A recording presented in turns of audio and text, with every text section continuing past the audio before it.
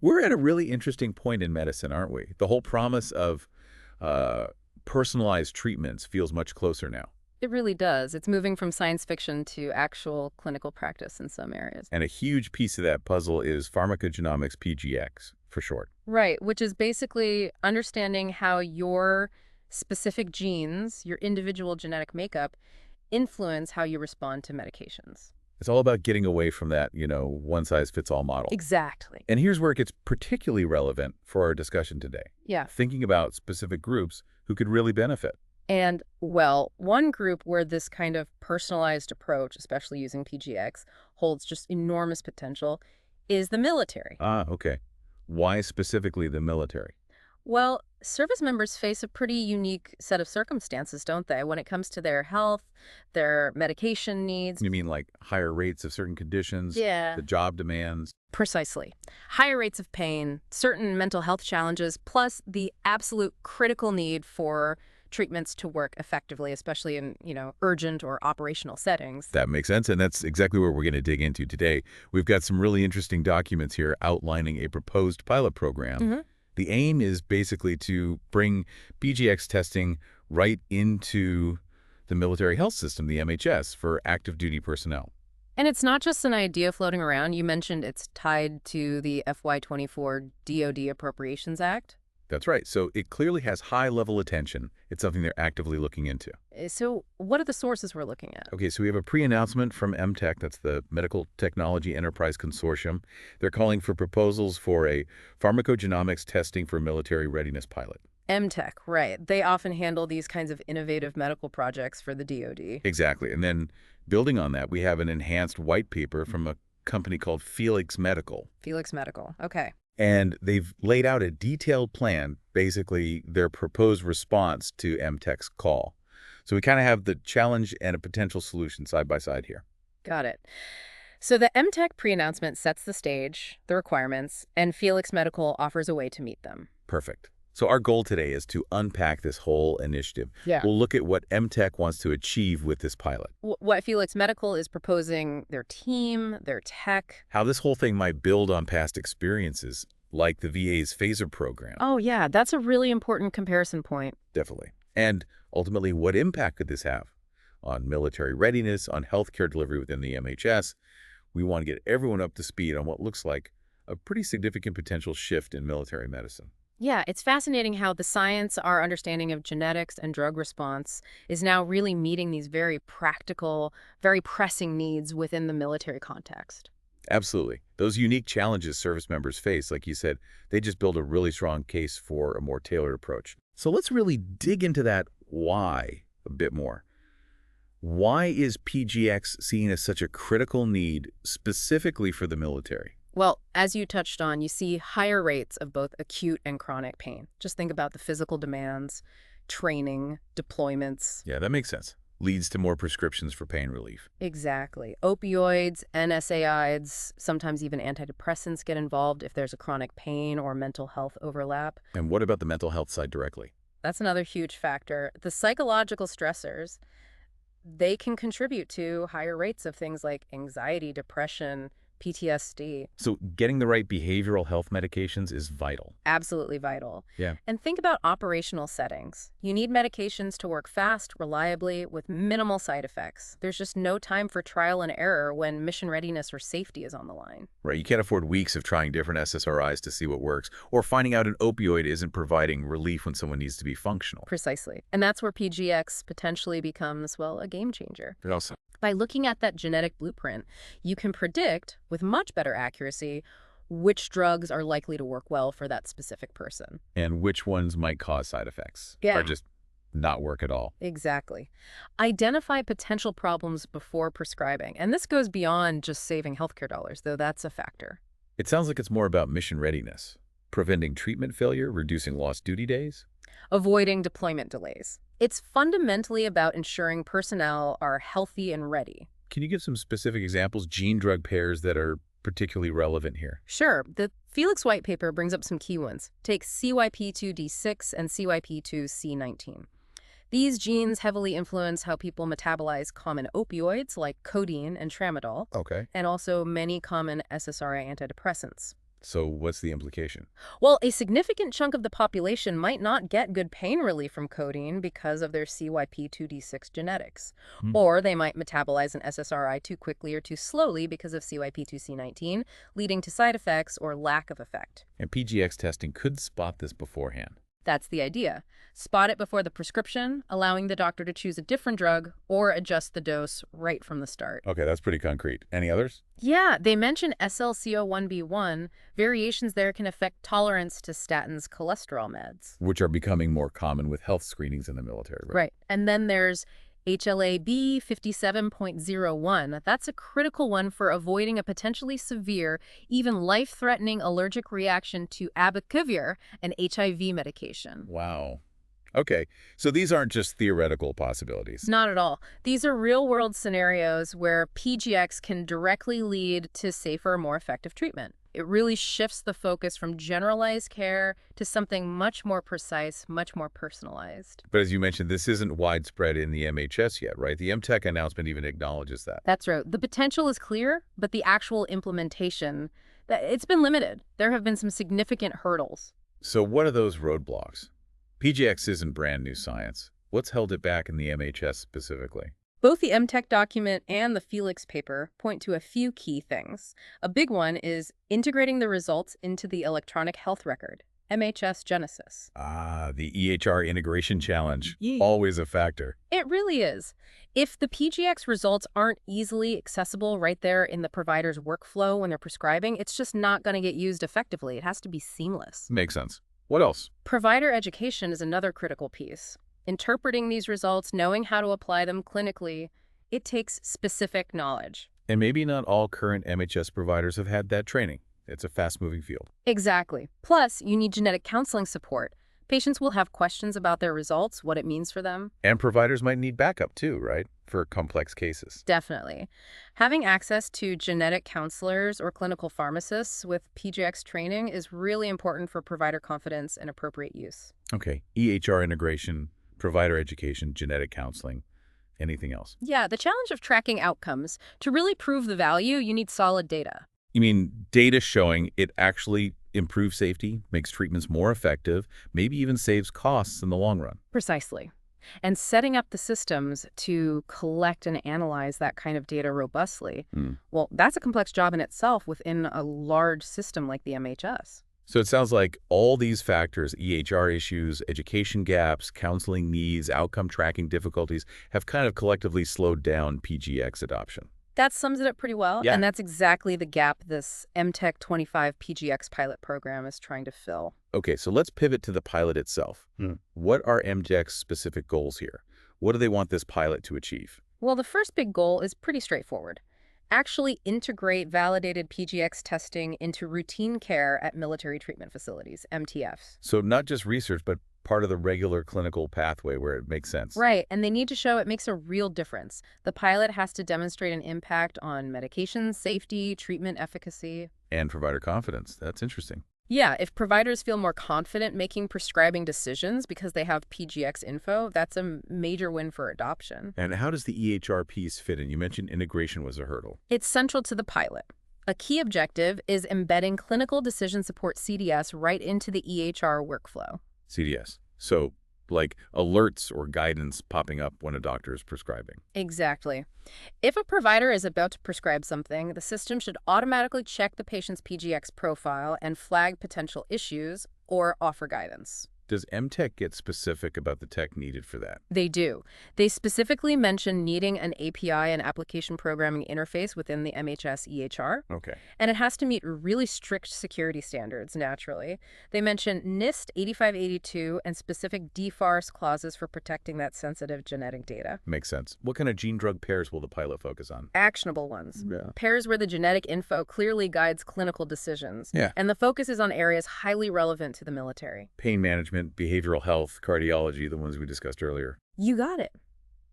And of course, the whole thing needs to comply with all the DoD cybersecurity rules, reporting requirements, evaluation standards.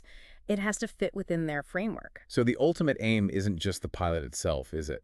No, the overarching goal is to use what they learn from this pilot to develop standard protocols for using PGX routinely across the MHS for the right groups of personnel. Laying the groundwork for wider adoption. Exactly. It's meant to be foundational. Okay, that sets the stage nicely.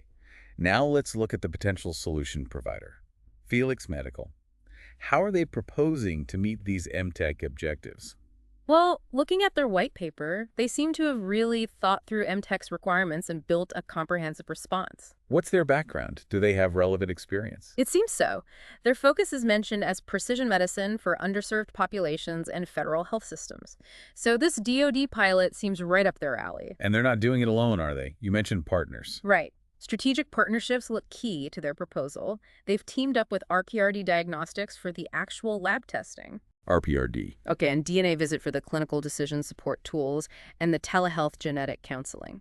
Ah, so covering the testing, the CDS, and the counseling pieces through partnerships. Exactly, bringing together the necessary components. And there's a specific individual mentioned, someone with VA experience. Yes, Dr. Sean Dalton. He's their director of Pharmacogenomics clinical outcomes. His background includes being a PGX-trained pharmacist within the VA system. Oh, wow. So he's likely seen firsthand the challenges and opportunities of doing this in a big federal system. That seems incredibly valuable, yes. That practical, real-world experience could be a huge asset for navigating the MHS implementation. It definitely sounds like they're trying to learn from past efforts. You mentioned the VA phaser program earlier as a comparison. Yes, and Felix explicitly references phaser in their white paper. So for listeners maybe not familiar, what was phaser? Phaser was the VA's big push to implement PGX testing across their system, a really large-scale effort. And what were the key takeaways from phaser, according to Felix?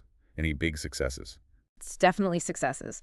They highlighted phaser tested over 25,000 veterans, showing it was feasible on a large scale. And a huge finding, over 99% of those tested had actionable PGX results. Results that could potentially guide medication choices. 99%, that's almost everyone. Pretty much. And importantly, for veterans already on relevant meds, the PGX results actually did influence prescribing decisions in over 65% of cases in pain, mental health, cardiology. So it demonstrated real clinical impact within a federal system. Yes, it showed it could be done and it could make a difference. What else did phaser teach us? Anything about provider education? Absolutely. Phaser really underscored how critical provider education is. The VA saw a clear link between structured clinician training, easy access to pharmacist or counselor support. And how confident providers felt using the PGX info. Exactly. Confidence directly translated into utilization. If providers didn't feel comfortable interpreting and applying the data, they just wouldn't use it as much. Makes sense, right? Totally. But phaser wasn't perfect, presumably. Did Felix mention any limitations? They did, thoughtfully. A key challenge was the lack of truly integrated, real-time CDS within the VA's EHR. Ah, so the alerts weren't popping up automatically within the workflow. Not in the same seamless way proposed now with modern CDS hooks and FHIR APIs. They used templates and imaging, but it wasn't quite that real-time embedded guidance. Gotcha.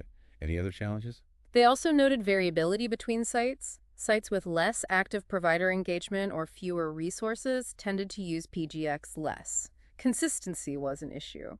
Okay, so phaser showed feasibility and impact, but struggled with seamless CDS integration and consistent engagement. That's a good summary. And Felix's proposal aims to address those specific limitations. It certainly looks that way. They're hitting the CDS piece hard with the DNA Visit platform, aiming for that real-time integration. Making it easier for providers to actually use the info at the point of care. Right. And they're also proposing things like dashboards to track use, dedicated educators to boost engagement and understanding, and robust outcome monitoring, all seem designed to tackle those phaser challenges. Okay, let's walk through the core components of the Felix pilot proposal then.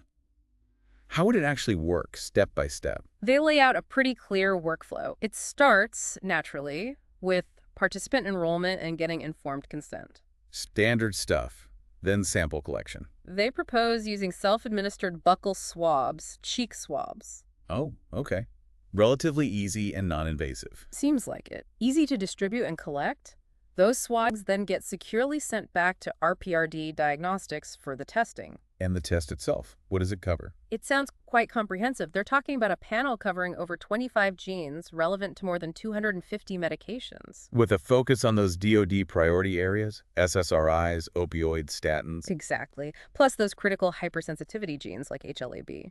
They also mentioned they can detect rarer variants and copy number variations, which can be clinically important but sometimes missed by simpler panels. Okay, testing done. What about the report? How does the information get back to the provider and maybe the patient? The report generation seems designed for usability.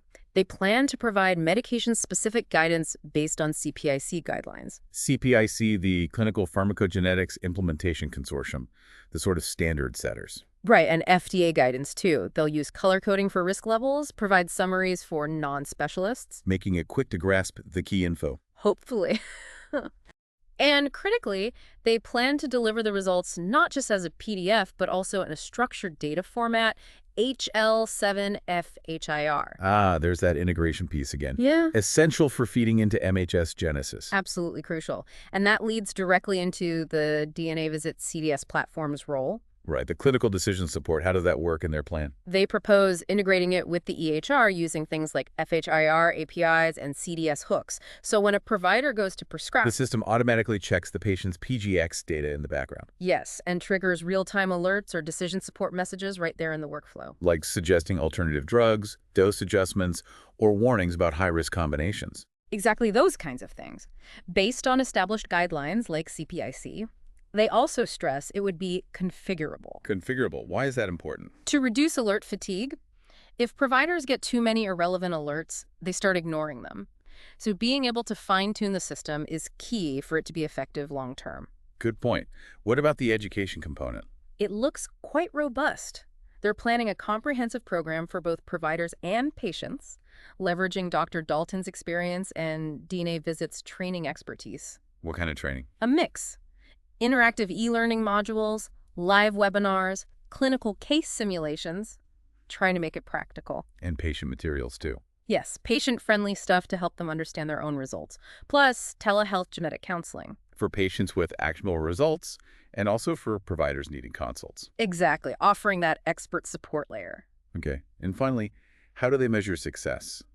The outcomes piece. They're planning a secure platform specifically for outcomes data collection, tracking things like medication changes made because of the test. Yes, and whether CDS alerts were followed.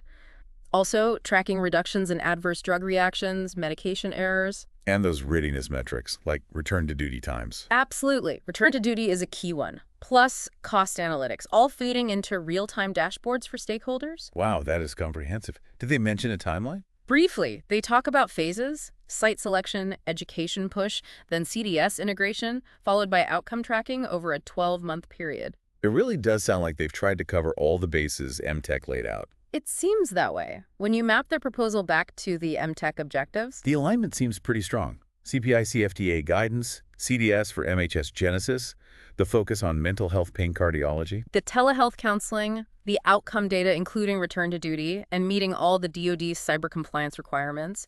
They mention RMF-cleared subs and hitting FedRAMP NIST standards. Right, the security piece is non-negotiable. Absolutely not. And just to recap, the team involved. Felix Medical is the prime contractor, RPRD Diagnostics doing the lab work, DNA Visit handling the CDS and counseling.